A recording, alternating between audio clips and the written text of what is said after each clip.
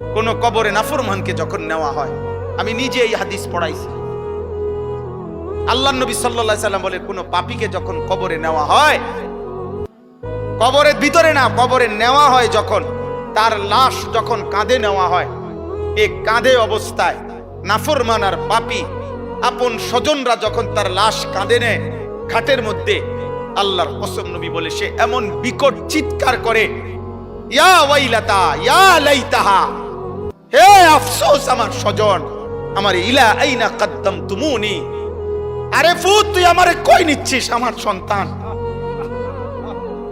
আমার ভাই তুই আমারে কান্দে নিয়ে ওদিকে নিচ্ছিস কেন? মনে আমারে মাইরা ফেলবে তো, আমারে কবরে দিস না রে আব্বা, আমারে কবরে দিস না, আমারে তো ফেরেশতা মাইরা ফেলবে, আমারে তো শেষ করে ফেলবে, আমারে দিস না। এইভাবে স্বজন নিজের স্বজন ডাকে যে, কারণ আপন জনরাই তো লাশ কাঁদে নেয়, আপন জনদেরকে ডাক দে, আব্বা এটা করিস না, আব্বা আমারে নিস না ওদিকে। আল্লাহর নবী বলেন পৃথিবীর সমস্ত মানুষ যদি একসাথে শুনতো, এক মাঠে দাঁড়াইয়া একত্রে, খোদার কসম নবী বলছে আদম থেকে ইসরাফিলের ফু পর্যন্ত সমস্ত মানুষ যদি এক মাঠে থেকে একবার জীবনে এই পাপীর চিৎকার একবার শুনতো, আল্লাহর নবী বলেন লাসাইকা, তাহলে সমস্ত মানুষ একসাথে চিৎকার দিয়া বেহুশ হয়ে যেত।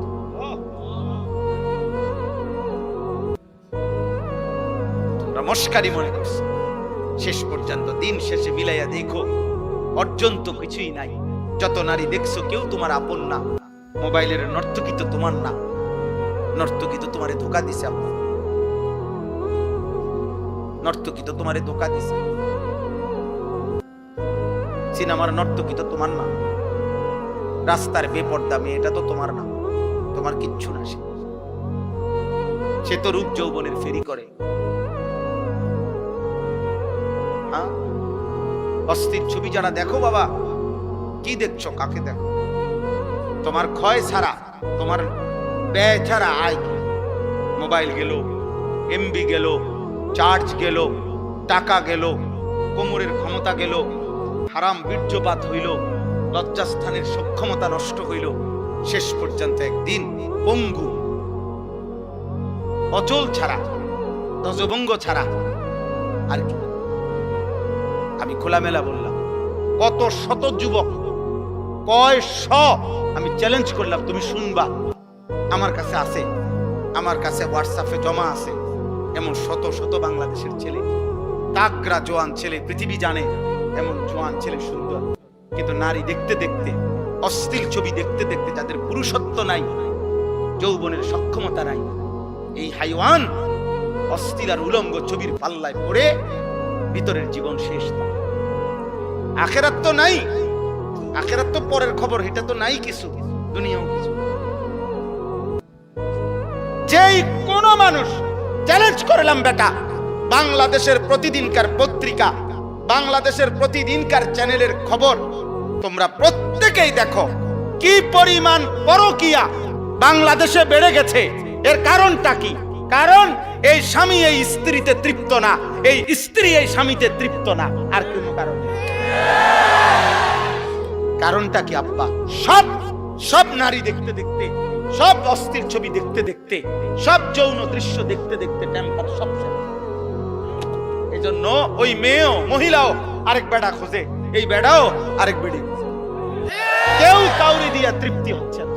নাহলে এক এক দিনের বাংলাদেশের চারিদিকে দেখো, দেখো গিয়া খবর নাও, তোমরা খবর নাও, আর তোমার কাছে না থাকলে আমার জানা, আমি জানা তোমার কাছে খবর পাঠাবো, আমি একসাথ করে দেব, এক সপ্তাহের রিপোর্ট, এক মাসের রিপোর্ট, পস্তাইতে হবে, আফসোস করতে হবে।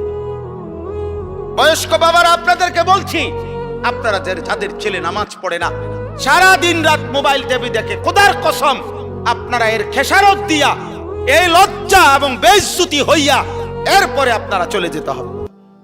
কবরে যাবার আগেই দেখে যাবেন আপনার ফ্যামিলির মধ্যে আল্লাহ শূন্য, আখিরাত শূন্য, এই হতাশার দুর্ভাগ্য নিয়ে কপালে, তারপরে যাই।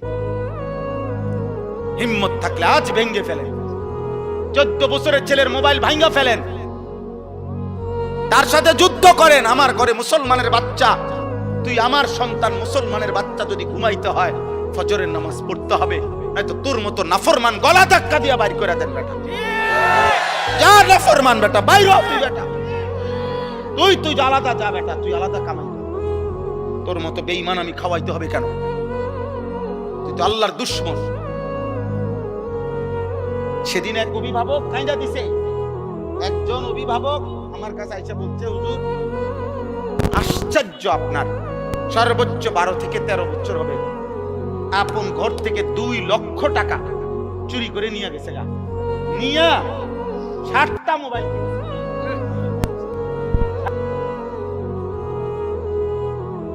বলো আব্বা। এক ফার্নিচার দোকানদার, উনি বলছে হুজুর আমার 2.5 লক্ষ টাকা কষ্ট করে জমানো টাকা, আমি নতুন মাল উঠামো, আমার ফুতে আমার ক্যাশের টাকাগুলা নিয়া 3 দিনে অনলাইনে জুয়া খেললাম। আমিও এখন কাঁদি, আমার ফুতেও কাঁদে।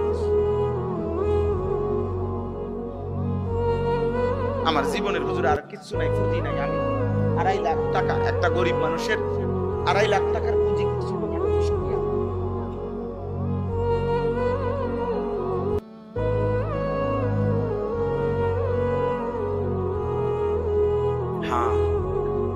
আব্বা একদিন অভাবে পড়বে না। বারবার অভাব মনে করাই দিছে, আল্লাহ আবার দয়া করছে, আবার দয়া করে, আবার দয়া করে, আবার ছাড় দেয়, আবার ছাড় দেয়, আবার ছাড় দেয়, আবার ছাড় দেয়। শুধু একটা মাত্র বিষয়, তেল একটু ঘাটতি, জনজীবনের কি অবস্থা, মানুষের উপার্জনের কি অবস্থা বলে? কত মানুষের উপার্জন, আমি তো প্রায় বলছি যে কত ভাবছি। ঢাকা শহরে হাজার হাজার ছেলে এখন ইদানিং কালে যারা মোটরসাইকেল দিয়া উপার্জন করে প্রতিদিন, মানে মোটরসাইকেল দিয়ে তাদের কামাই, হ্যাঁ ওভার পাঠাও এগুলা দিয়া, তাইলে এই ছেলেগুলোর ফ্যামিলি চলে, বউ বাচ্চা চলে। অনেকে আশা ভরসা করে শহরে বাসা লইছে, ছোট্ট বউ বাচ্চা নিয়ে চলতেছে, এই ছোট ইনকামটা দিয়া মার মুখে হাসি ফুটে। তাহলে এরা যদি 15 দিন তেল না পায়, তার ফ্যামিলি চলবে কি?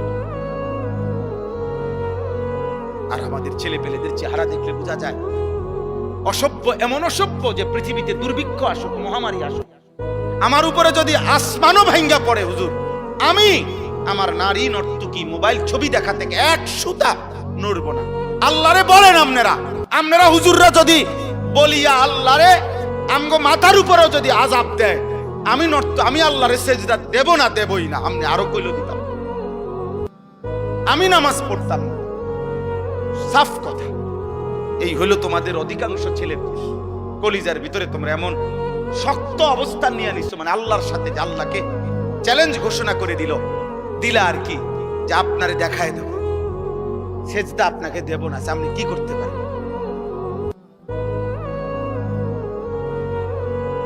ঠিক আছে আব্বা, চলো, কোনো সমস্যা নাই, কেউ কারো জন্য থামবে না। এই পৃথিবীতে এর চাইতে বড় বড় পাপীরা ধ্বংস হয়েছে না? এই দেখেন আল্লাহ তাআলা বলেন, আমিনতুম মান ফিস সামাই আন ইয়াখসিফা বিকুমুল আরদা ফাইদা হিয়া তামুর। আল্লাহ তাআলা বলেন, বান্দা, ওই আসমানের মাওলা রব আল্লাহ, তার থেকে তোমরা কিভাবে এতটা, হে পাপীরা, এতটা নিরাপদ কেমনে হয়ে গেলা? তোমরা কি জানো না ওই আল্লাহ চাইলে জীবন্ত মাটির নিচে দাফন করে দিতে পারে? তখন তো তোমাদের মতো নাফরমানকে মাটির নিচে নিয়া মাটি কাঁপতে থাকে। এই পৃথিবীতে কোন পাপীকে আল্লাহ তাআলা মাটির নিচে দাফন করছেন? জীবন্ত করছেন না? হ্যাঁ, 2 জন, একটা ব্যক্তিকে, একটি জাতিকে। কারুনকে আল্লাহ তাআলা জীবন্ত মাটির নিচে দাফন করে দিয়েছে। 2 নাম্বার হলো কওমে লূতকে, লূত আলাইহিস সালামের জাতি ঘুমন্ত ছিল, নাফরমান জাতিকে আল্লাহ তাআলা জীবন্ত জমিনের নিচের মাটি উপরে উঠাইয়া উপরের মাটি নিচে দিয়া সমান করে দিয়েছে। আমিনতুম মান ফিস সামাই আন ইউরসিলা আলাইকুম হাসিবা। এবার আল্লাহ তৃতীয় আয়াতে বলে, আমার বান্দারা, হে নাফরমান পাপী, হে মদখোর, নেশাখোর, গাঁজাখোর, সুদখোর, কিস্তিখোর, হারামখোর, বেহায়া, বেপর্দা নারী, সেজদা নাই, নামাজ নাই, হায় নাফরমান, ওই আসমানের আল্লাহ থেকে কেমনে নিরাপদ হয়ে গেলা? যিনি চাইলে, তুমি কি জানো না যে আসমান থেকে, উপর থেকে যিনি পাথরের বৃষ্টি বর্ষণ করে ধ্বংস করে দিতে পারে? তুমি কি জানো না সেটা? এরকম কাউকে করছে? কেউ কে করে নাই? আব্রাহার পুরা বাহিনীকে আল্লাহ তাআলা পাথর দিয়ে ধ্বংস করে নাই? ওই পাখি কি ফেলাইছে? ওয়া আরসালা আলাইহিম তায়রান আবাবিল তারমিহিম বিহিজারাতিন মিন সিজ্জিল। কোনদিন যদি আল্লাহর কোরআন তরজমা পড়তা তাই না বুঝতাম না। আল্লাহ তাআলা তো বলছে প্রত্যেকটা সৈন্যর আল্লাহর ঘর ভাঙতে আসছে বেঈমান হাতির বাহিনী নিয়ে। পাখিগুলো আল্লাহর কুদরতে প্রত্যেকে পাথর ফেলছে, ছোট্ট ছোট্ট পাথরের কণা। আল্লাহ তাআলা বলেন, কোন গরু ঘাস খড়কুটা খাইয়া চাবাইতে চাবাইতে চাবাইতে চাবাইতে চাবাইতে যখন আর ভুসি বানাইয়া ফালাইয়া দেয়, ভুসি বানাইয়া একবারে চূড়াদারা বানাইয়া, আল্লাহ বলেন এই বেঈমানগুলো এই ছোট্ট পাথরের আঘাতে মাথার চুল মাথার উপর থেকে এরকম ধ্বংস হইতে হইতে একদম ভুসির মতো, ভুসি গরুর খাওয়াই না, ভুসির মতো ফাজআলাহুম কাআসফিম মাকুল, ভুসির মতো। আর হলো ওই কওমে লূত, এই যাদেরকে আল্লাহ প্রথমত মাটি উল্টাইয়া দিছে, দ্বিতীয়ত তাদের উপরে পাথরের বৃষ্টি বর্ষণ করে ধ্বংস করে। আল্লাহ তাআলা বলেন, ফাসাতা'লামুনা কাইফা নাযীর, তখনই তোমরা জানতে পারবে যদি আমি আযাব দিয়ে থাকি, তখনই বুঝবা তোমরা আমি আল্লাহ তাআলার ভয় প্রদর্শনটা কেমন ছিল। আমি তো শুধরাইতে চাইছিলাম, আমি তো ভয় প্রদর্শন করেছিলাম বান্দা, কিন্তু তুমি পাত্তা দাও নাই। আর যদি সত্যি সত্যি আযাব আর মুসিবত এসেই পড়ে, সেদিন তুমি টের পাবা আমি আল্লাহ তাআলার পক্ষ থেকে ভয় প্রদর্শনের কথাটা শোনা কতটা গুরুত্বপূর্ণ।